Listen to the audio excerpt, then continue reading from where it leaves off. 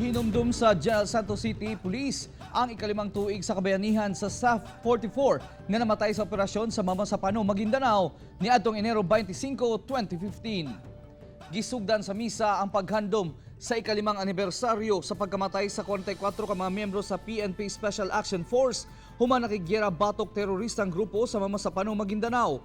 Human sa misa, misunod ang programa sulod sa Camp Fermin Lira sa General Santos City.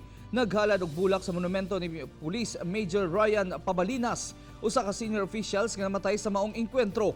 Dayon gipahigayon sab ang 21 gun salute isip pagsaludo sa fallen sa 44 gawa sa mga opisyal sa Gensan.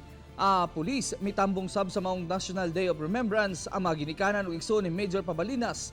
Bisan 5 ka tuig na ang nakalabay, padayon naglaom ang pamilya. Pabalinas nga matagan og hingpit nga hustisya ang kamatayon sa SAF 44.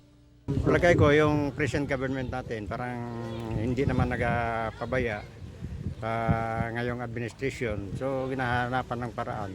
Kasi due process naman tapos dinadaan sa korte. Siguro insufficient evidence lang kaya siguro hindi pa tinatawag na convict.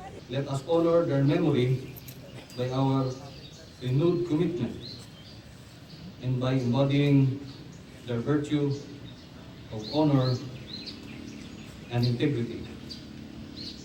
And may their sacrifice inspire hope over what peace and good government can achieve in this part of the country.